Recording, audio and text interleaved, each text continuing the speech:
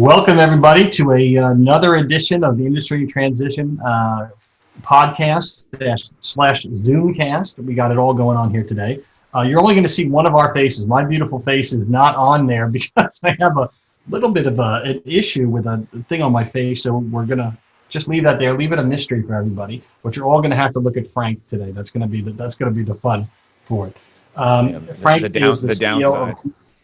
Yeah, right. Well, my beautiful face usually carries everybody, but it's just going to be tough today. Frank's CEO of Elite Consulting, and I've known him for a long time. He's worked at a lot of big wirehouses in the Mid-Atlantic region and elsewhere, and so we're really happy to have you. Really, you and I have been in this business for a long time, and we've seen a lot of changes, but nothing amazing as the changes we've had just in the last 6-8 months. And so I want to kind of put what we're talking about in context here. What do you see? I mean, I ask everybody the same question. What do you see that is happening now that's going to continue to happen in the future? Like what of all the changes we have, the Zooms, the real estate, all this stuff, what stuff are we going to take with us when COVID is over? You know what I mean? What are we gonna continue to have with us? Are we going to continue with Zoom? Is the real estate thing going to be a pressure? Is that going to really impact independent space versus wires? I mean, there's a lot of possible consequences here for what's going on. Yeah. Thanks for having me, and I certainly hope you're gonna do okay. I'm sure you will. So thank you. But we're our thoughts and prayers are with you. So, but you'll be fine. Appreciate it. Anyway, and I appreciate you having me on. This is I like having these types of calls with you because we can, sort of open it up a little bit, right? We're not sort of beholden to any one particular firm and or have a spin on something that's in our best interest. And so really it's just about what we see going on in the industry from our, I guess 25, 30 years plus each in the business. So I would tell you that one of the biggest takeaways that I see right now, and that's going to affect the business longer term. I mean, there's a couple different buckets you just talked about. So let's break them down into pieces. Maybe the smallest ones first.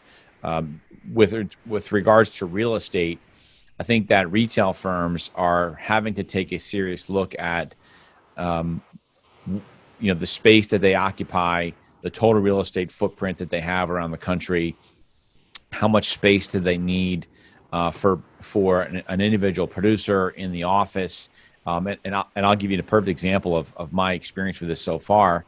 And I'm doing my interview. I'm in my office.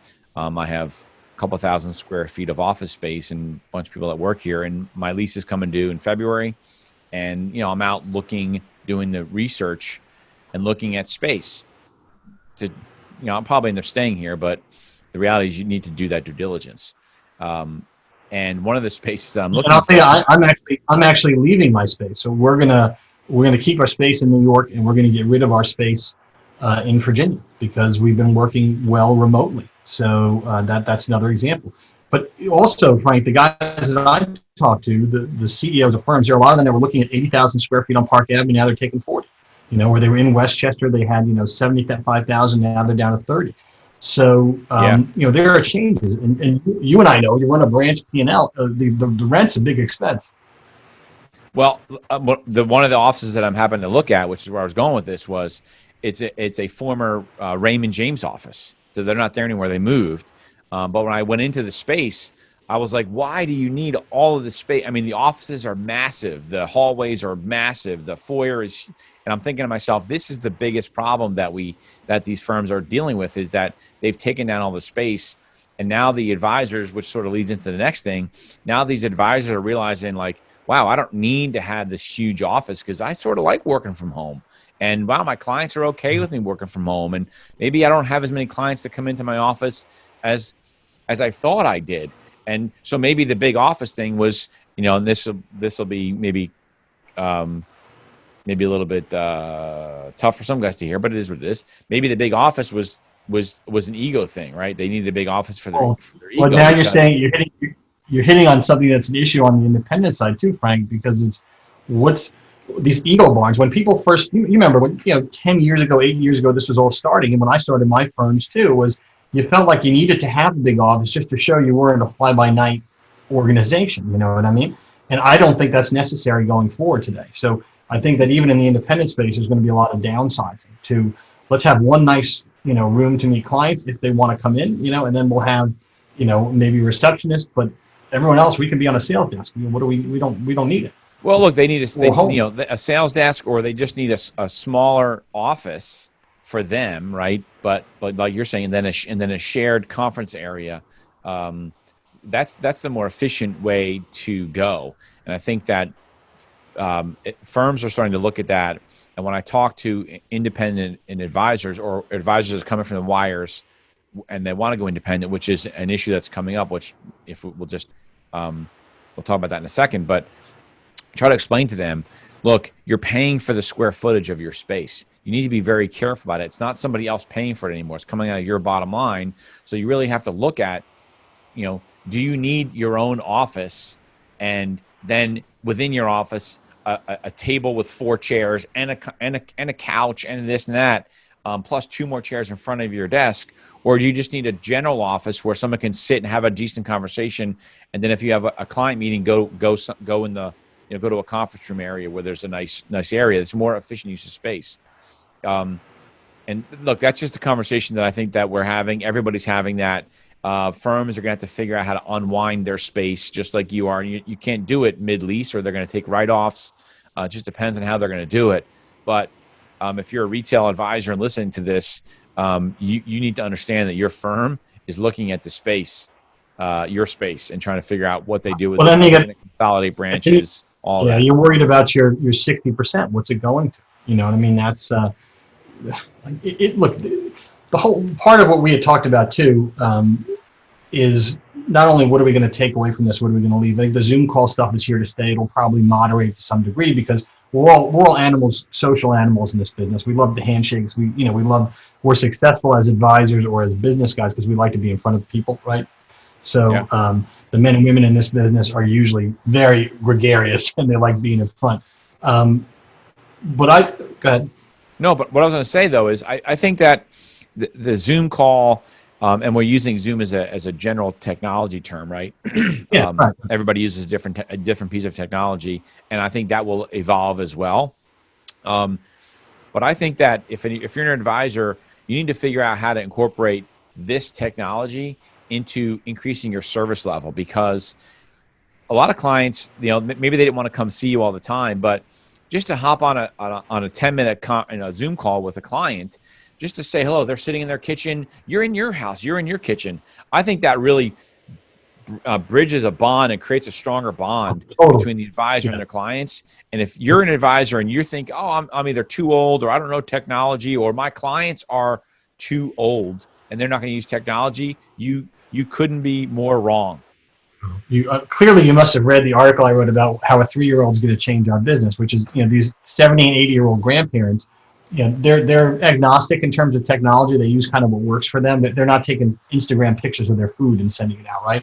But if they want to talk to their grandkid, you bet they're going to figure out how to do it. So if they can put their grandkids on Zoom, they're going to put you on Zoom. And now that's something, the genie's out of the bottle. Genie's out of the bottle also for the wirehouse guys in working at home. They were told it doesn't work, you can't do it. You have to have the big office, you have to have all this stuff. And it's compelling. It's not a terrible argument. You put on a suit, you go to work, this feels like you're in a strong, but the fact that you can do it from your desk, what do you think that's going to winkle some more guys out of the wires, or what's going to be the impact there? Yes, some more would be an understatement. I think it's going you're to. Feeling it out there. We are already experiencing it. We talk to advisors all the time that they said, this working from home thing actually is pretty cool. I'm actually more efficient. I don't have to deal with the office drama. I can get my assistant on the phone right away. My client calls or rings to my cell phone if I'm out doing something. My clients don't mind. And really, it's got me really thinking about this whole independent thing, as they put it to us. And really, what do I need the branch manager for? He or she doesn't really do a ton for me anyway. And if I have a regional person, So it's opening the eyes of a lot of producers that are really looking at that. Not everybody, right? So I did a podcast about, you do you. Even with that said, not everybody's cut out to go and run their own No, office. the wires have a place for sure. It's great. It's great for the right person. Right. But I think the biggest thing with that change, and of all the stuff that's coming out of the pandemic and technology and all that stuff, I think that was already an evolving process. The number one thing that I feel like is going to be an industry change is the move from retail to independence is going to pick up exponentially because of this reason, because advisors woke up and realized, wow, my business didn't implode because I'm working from home, right? Like my managers told me for years, like you can't survive with if you're independent, it doesn't work. And so I think that's going to be a huge thing. And the biggest, I think if you're a manager or you're a senior leadership person in a W-2 environment where you don't have another solution, another independent solution, Right. I think they need to come up with a solution quickly. And one of the things that you and I talked about is if they're not doing that because they're unaware, right? That's one issue. Or if they're aware and don't care, that's a separate issue. And it'd be an interesting argument to figure out which one is worse. But Right. but for them to put their head in the sand and say, "Oh, this is a fad," or "This is something to it's not for us." Well, Our advisors don't want that. They are so wrong. Well, it's been a long time that I've written on this topic too. They seem to be squandering every advantage because the wirehouse has huge advantages. They have advantages in capital, wonderful services, unbelievable products, very good people working at different levels. But they seem to insist on ignoring. When this whole thing started 10 years ago, when I started my first firms, they ignored us. It was just a bunch of gadflies. We're not going to acknowledge that you took a $2 million person here, but I took a $2 million person, somebody else took a $10 million, and then before you know it, it adds up to a lot when you look at it all. But they just refuse to look at it. And part of it was, I think it's a fear. I'm sorry. Go ahead. I don't mean to interrupt. Go yeah, ahead. no. I was just going to say they refuse to embrace the ethos, like you said. You look at some other firms, the B. Rileys, the Wedbushes, they're developing independent channels. These people, they're all looking to sort of get out there and be in front of it and do what Raymond James has done and some of the others because they know they want to have this flexibility, but the wires are not, and they're not even embracing these different pieces. The ethos is really what's moving people, right? Well, you want to say culture, you can call it whatever you want, but the wirehouses just have to make a few steps towards the middle here. To save a lot more people that are going to leave right now. It's just a little bit, but they won't. I think that they're afraid, right? I think that they are. Well, there's a little bit of they're a little bit insecure, right, about what they have and what they're providing their advisors on a regular basis. And so if you take the insecurity with them either not understanding the independent space or opening up that opportunity for their W-2 advisors, I think they're afraid that they're going to have this rush for all their retail guys to go independent, which I don't think will happen. And you said Raymond James as an example. So Raymond James has a retail W-2 channel, and then they have, I'm really making it simplified, but they have a W-2 channel and they have an independent channel, right? And even in this environment, it's not like you see a ton of guys going from their retail channel to their independent channel, right? You don't see it. And I think that's what firms like Morgan Stanley or Wells Fargo, or not Wells Fargo, but even Wells Fargo has that example, and they don't have guys running to the door to go to the finance channel, but Merrill Lynch's of the world. Any firm that's a W-2 without an independent arm, I think they're just afraid of what it's going to do to their economics. And what they don't realize is actually over time will probably improve their economics because they'll retain more advisors, maybe even attract some advisors. And you can do things with your real estate. There's a lot of ways to make money in that scenario. If you just broaden your mind, and having run a couple of these smaller firms, you can see it because a firm P&L is different than your branch P&L, and there's a lot of ways to make money. Why they don't go down that road, I don't know. I think it's a fear. I think it's a fear and insecurity. I don't think they should worry about that. What they should do is they should hire the two of us and we should go in and we can show them how to build that out. But Well, I think that's like I going to said, be the biggest it's getting your arms challenge. around on the ethos, though. That's the thing. I think they're less accepting of the. Like I said, I don't think you have to come a long way. You just got to come some of the way, and then for some reason they won't do that. A few simple steps would hold in. Let's say 60% of the guys are thinking. If you come halfway, well, now only 30% of the guys are thinking. So, Look, I think there's an arrogance thing in there too, right? Like we don't want to give in. I don't. Maybe they think like they're giving in. Like, oh, we're giving in. We're losing the fight. No, you're not losing the fight. You're evolving with the industry. That's where the industry is going. And at what point are you going to wake up and understand that's where the industry is going and stop losing $2 and $3 and $4 million producers to independents? Where if you had an offering for them, even if the economics didn't match up with them going independent, but they were better than what they have now. It's better than losing them. It's better than losing them. And look, there's a reality. For our clients, I work with clients that want to go independent. I work with a lot of clients that want to go from retail to retail. Right. Some of it is just for comfort. Some advisors just don't want to deal with running their own branch, right? But there are some things that wires have. Wires. Some of the retail wire firms have. Maybe they have better syndicate desk or preferred offerings or some piece of technology or service that is really good that independent firms don't have. If they could just wake up, put their ego or pride, whatever it is we're trying to figure out it is, why they want to do this, which is so obvious, put that aside, I think that they would be shocked with how much better things would get. But for them to ignore it is going to be a major, major, major mistake. So the one bias I do have, because I do think, as I've already said, that they have every advantage, with all the quality stuff they have. I think it was a mistake the way they treated the managers back, 10 years ago, and the managers would have helped with retention had they kept good people there. And I think the quality has gone down. So almost everybody that I hear from, I'm wondering if you hear the same thing.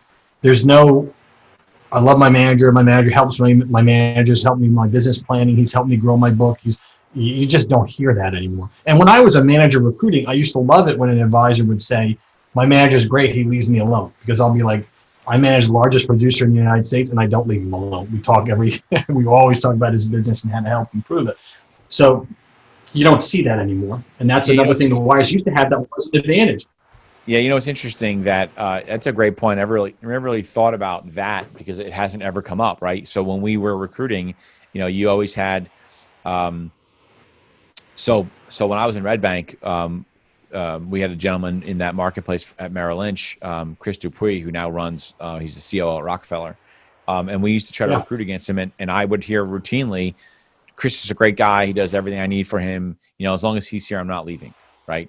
And you hear that on occasion. That's what you want to hear as a manager, as a leader.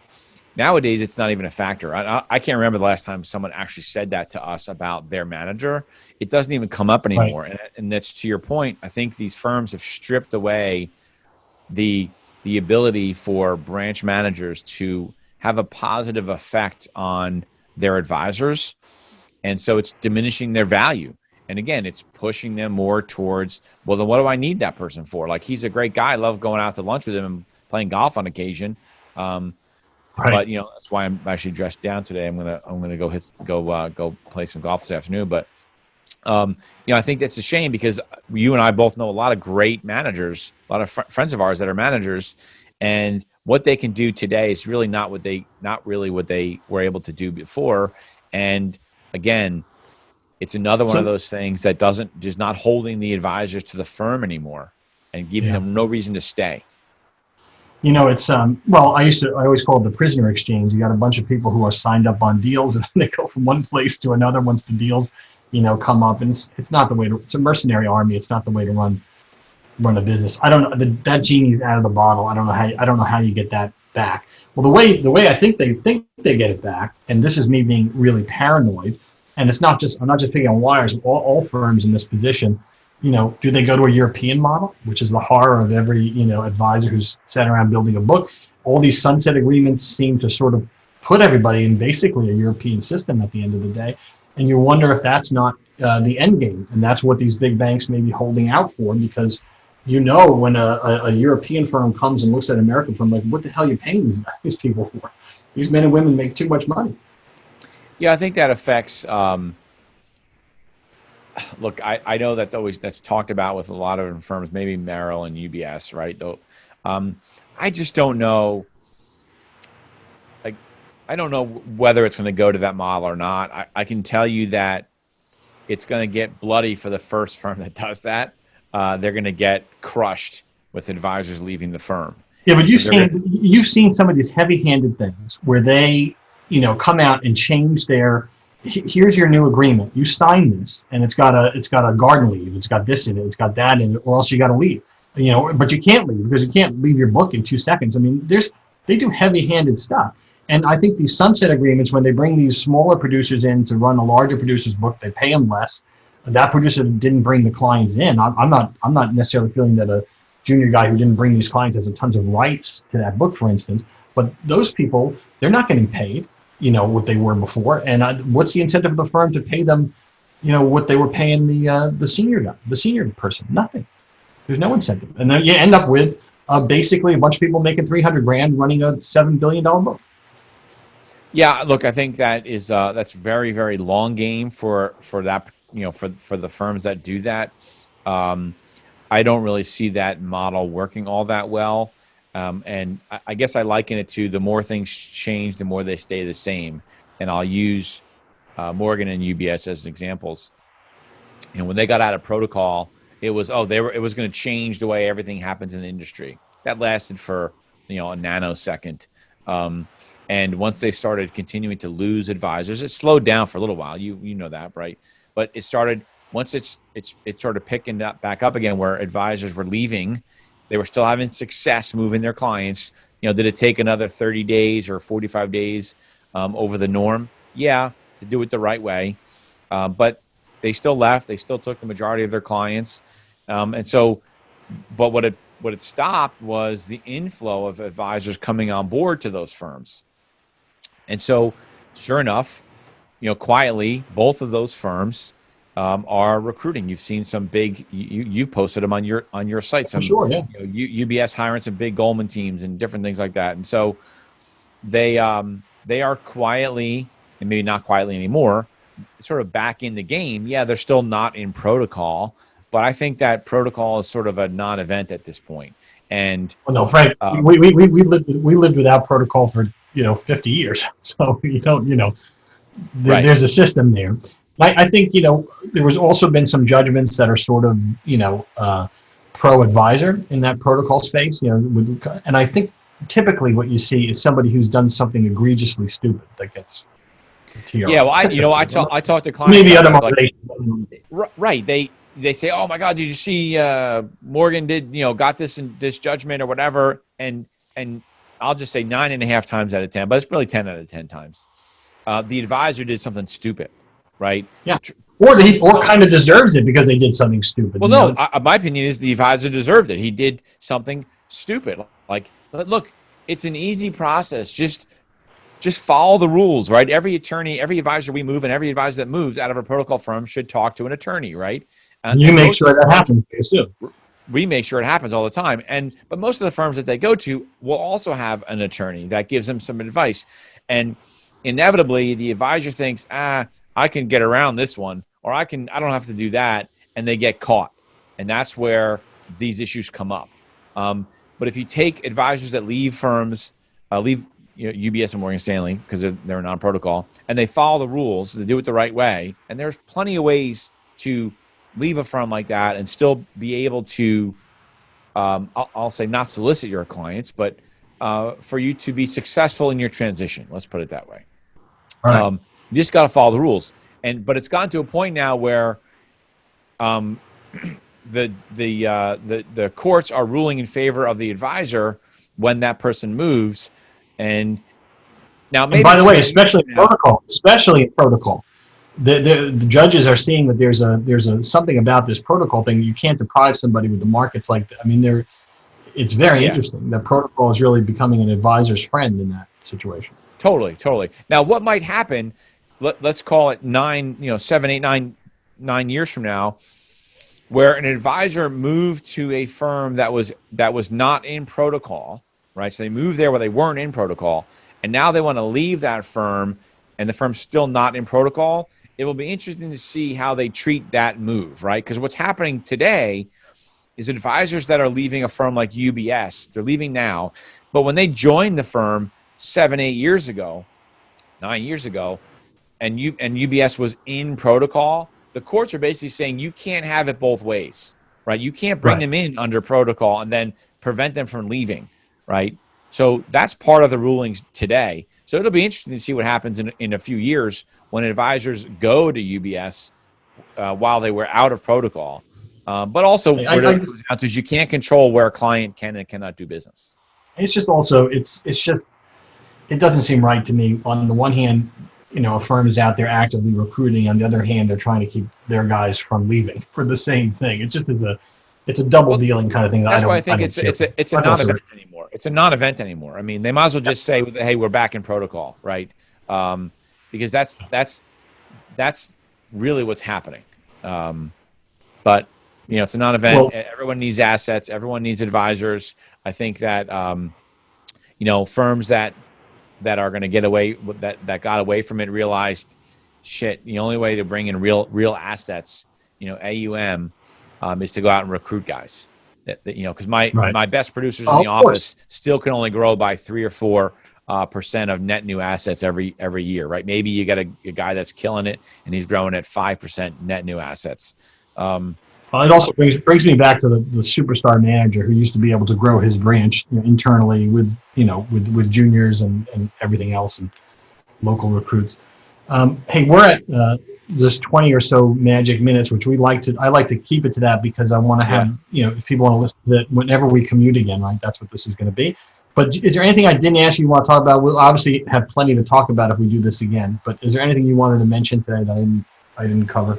No. I think that just that the biggest thing that people should be aware of is where the industry is going, and the fact that the industry is going to more transparency, more independence, and so even that's a cultural thing. If you're in a W-2 space, LPL rolled out a new employee W-2 model, right? But it's still going to have the feel of independence. And this is not a pitch to LPL, but my point is this open feeling, this open architecture, this allowing advisors to do some more business, trusting the advisors to do marketing, to do branding on social media.